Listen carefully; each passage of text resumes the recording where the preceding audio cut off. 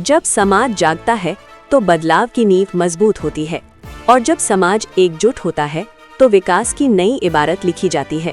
कुछ ऐसा ही नजारा देखने को मिला चतरा के प्रतापपुर में, जहां तेली साहू समाज ने एकता और संगठन की मिसाल पेश की।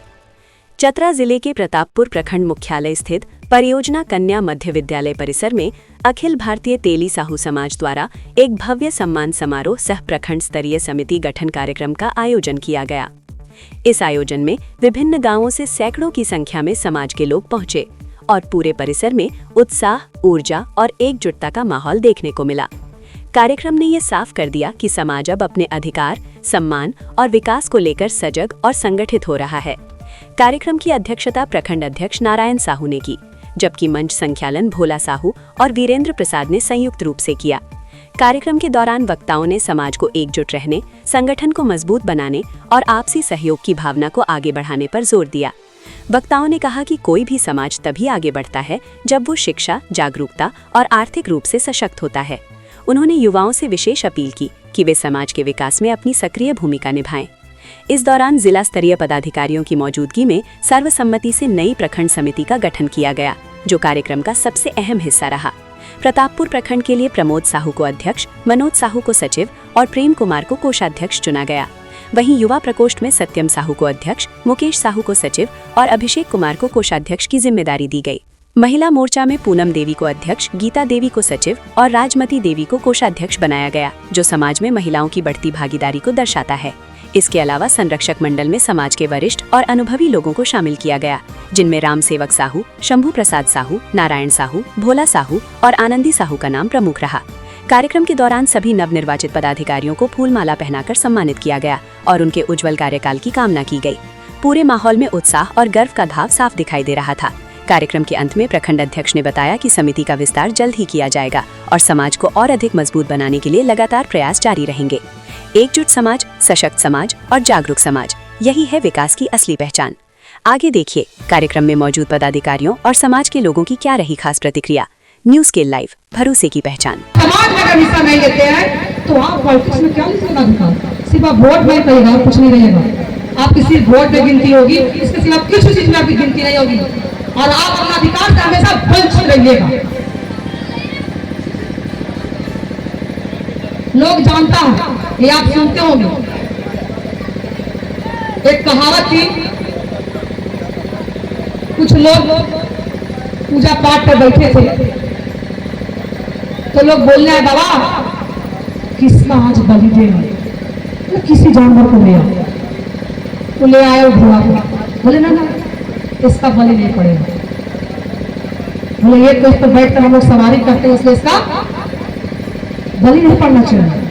फिर गए दूसरा जानवर ला, फिर ले आए हाथी को, बोले बाबा इसका बलि पड़ेगा। बोले ना इसका भी बलि नहीं पड़ेगा। बोले क्यों? अरे ये तो सम्मान का चीज है, जब हाथी चलता है तो लोग देखते हैं सर उठाकर, इसलिए इसका बलि नहीं पड़ना चाहिए। फिर जो 10-12 लोग जो थे ग्रामीण, वो फिर वापस जंगल में गए, अबरी ले आते एक छोटा सा बकरा। जब बकरा को ले गए तो बाबा बोले हाँ ठीक है, इसका बलि पड़ेगा। तो इससे आप सीखिए कि हमेशा कमजोर लोग को बलि जाता है, ना कि मजबूत लोग। इसलिए आप कमजोर नहीं बनिए, आप मजबूत बनिए। आप बलि का बकरा क्यों बनते हैं? आप भी तो हाथी बन सकते हैं, आप भी तो घोड़ा बन सकते हैं। आप एक बार बल कर देखिए, आपके सामने लोग नतमस्तक होंगे। इसलिए मैं बार बार आपको रिक्वेस्ट करती हूँ कि आप हर काम में बढ़ चढ़कर हिस्सा लीजिए। अब आते हैं दीदी की तरफ। आप शुक्रगुजार हैं उस आदमी का जो हमारे देश के सचिव प्रधानमंत्री हैं। ऐसे प्रधानमंत्री हमको मिले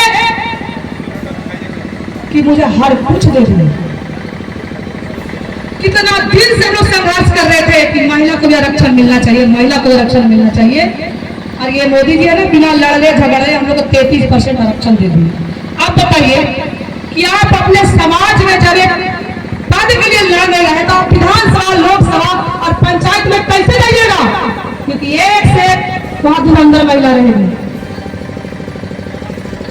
इसलिए आप लड़ने के लिए सीखिए, अपना अधिकार लेने की सीखिए। अगर आप लड़ते हैं तो लड़िए, और नहीं लड़ते तो कुछ लिखिए।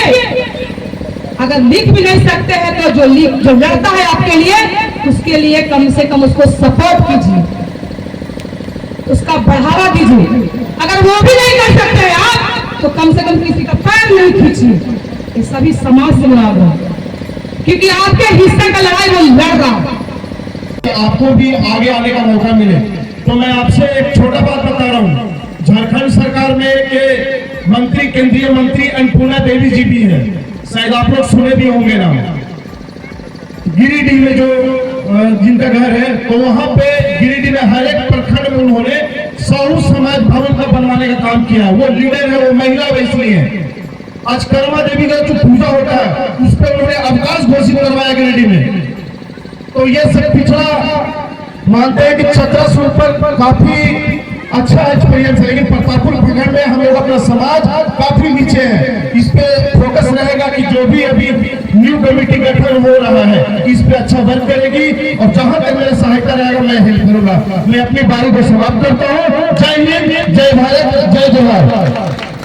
देखिए, हमारा ये सोच है कि हमारे समाज के लोग 3 तरह के हैं, एक निम्न स्तर, एक मध्यम वर्ग, एक ऊंचे वर्ग।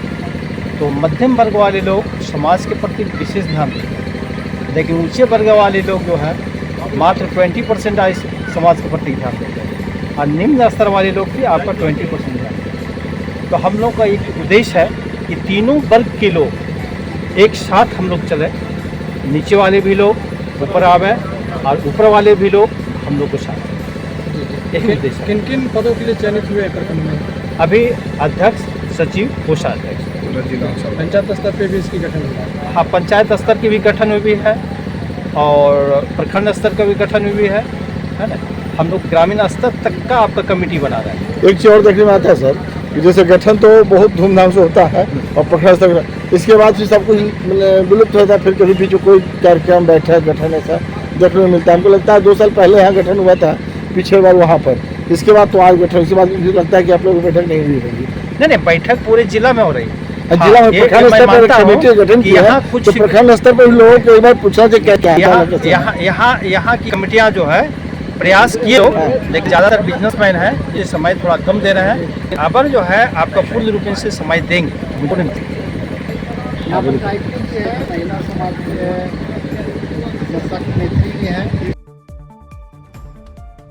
खासकर हमारे सारे शिक्षा कि हमारा समाज शिक्षित हो, ताकि हमारा देश आगे बढ़ सके, हमारा समाज आगे बढ़ सके। आइए। नमस्ते। हमारे संगठन का जो है आज सम्मान समारोह भी आप यहाँ पर आयोजित किया गया था। आप समाज के वरिष्ठ नेता हैं और शुरू से मतलब आप सक्रिय भूमिका निभा रहे हैं, बताइए यहाँ क्या?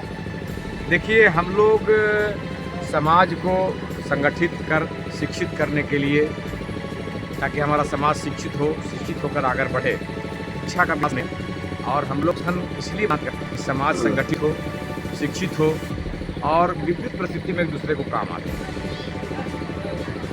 हैं। प्रमोद जी आइए। निर्विरोध चुने गए हैं प्रखंड अध्यक्ष। जैसा कि आपका जो है दायित्व मिला है, प्रखंड स्तरीय जो है कमेटी का गठन हुआ, उसमें आपको अध्यक्ष बनाया जा रहा है, बताइए। कहना चाहेंगे? मैं अपनी ओर से सभी को जिला कमेटी, प्रखंड कमेटी को पूर्ण रूप से बहुत बहुत आभार, धन्यवाद प्रकट करता हूँ।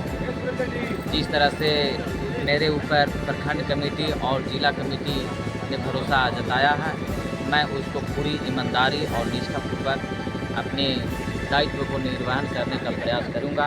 शून्य से शिखर तक अपने समाज को पिछड़े हुए एकदम निचले स्तर से लेकर के शिखर तक जो भी हैं व्यक्ति, उन सब को हम एक संगठित करने का प्रयास करेंगे।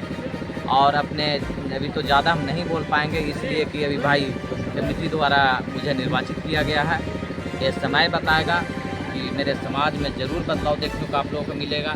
अभी बाबा पूछ रहे थे कि इससे पिछले बार कमेटी का विस्तार हुआ था, उसके बाद आज ही आप लोगों ने कमेटी का विस्तार किया है, बीच में कोई बैठक नहीं किया। तो मैं आप लोगों को भी यह भरोसा दिलाता हूँ कि हर एक माह हम लोग का 31 तारीख को बैठक अपना रखा जाएगा और इसके बाद भी कमेटी का पूर्ण रूप से समाज का भी बीच बीच में बैठक करने का प्रयास करेंगे और जितने भी हमारे 18 पंचायत हैं 18 पंचायतों को जितने भी अध्यक्ष हैं पंचायतों को उन लोग को बुला करके जो भी समस्या पंचायत में रहेगा उसको मैं यहीं अपने तरफ से निर्वहन करने का और निष्पादन करने का प्रयास करूँगा। अभी फिलहाल धन्यवाद।